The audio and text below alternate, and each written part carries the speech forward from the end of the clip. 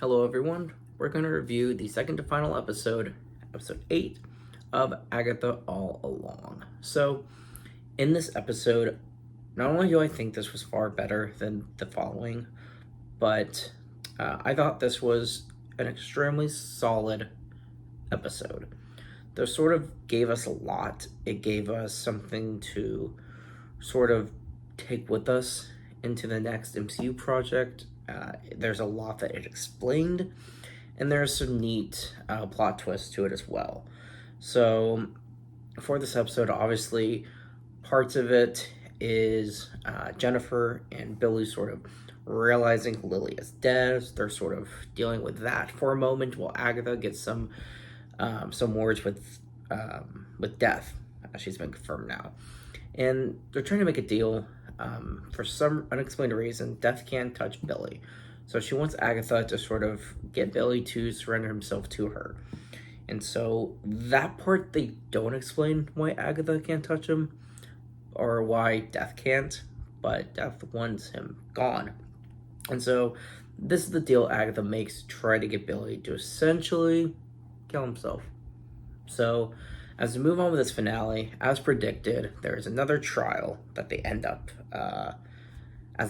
partaking in. But they get back to the beginning of the road, and when they basically say, screw this, they're done. They don't want to go through the whole road again. Now they wake up in this room that they discover is the final challenge. And so through self-discovery, Jennifer realizes that, or comes to realize, Agatha is the one that took away her power.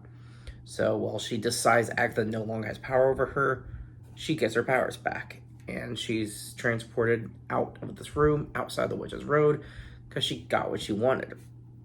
And so now it's Billy's turn. What he wants from the road is his brother, Tommy. He wants Tommy back. And Agatha sort of helped confirm for him that Tommy is out there somewhere, and the reason Billy can't reach him is because he doesn't have a body. So she sort of helps Billy discover that. Is Billy finds this guy that's being bullied. He's being basically killed. He has no one. No one's going to miss this guy. So basically, he gives a body for Tommy. And Billy is taken out of this challenge. So it's now just Agatha in the room. And she uses this little piece inside her necklace with the lock of hair from her son.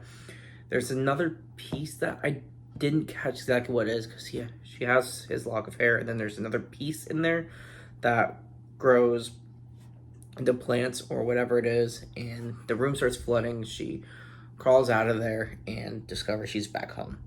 So now we have Agatha and Billy are back in Westview, and Billy is basically ready to leave, but he goes back to his own home. So before Agatha can sort of deal with everything, Death shows up, ready to make this deal because Billy was sent away. Agatha didn't keep her end of the bargain. So Death and Agatha have their one-on-one. They're fighting.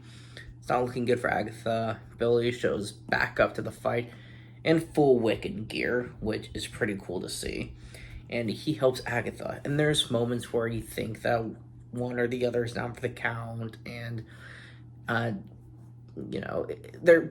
united, and they have this understanding they're going to stand united against Death.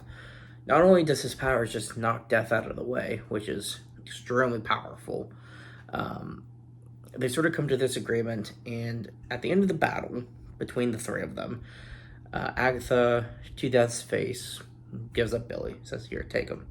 And Billy is betrayed one last time. Now, earlier in the season, when it was discovered he's Billy Maximoff, Agatha says that he won't be able to read her mind. He's not strong enough.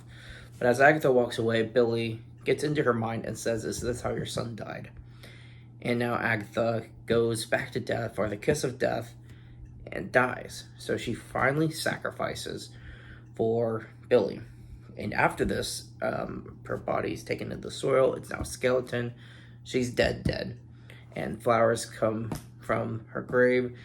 And Death turns to Billy with his demonic voice telling him he can go.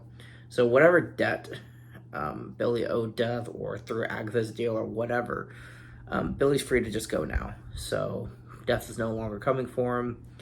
He gets to just leave.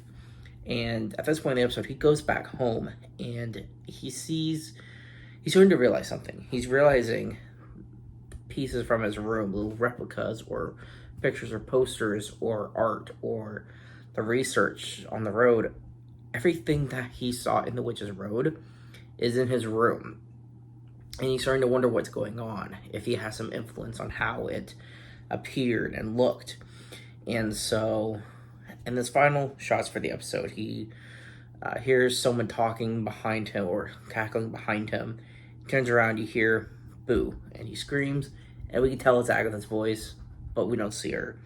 And when he screams, that closes out the episode. So that is episode 8. Now 9 had a big waste of time in the middle, but eventually got to the point. I'll explain this in the next video for episode 9. But for this one, we got a fight with death. We got Tommy is alive, just somewhere.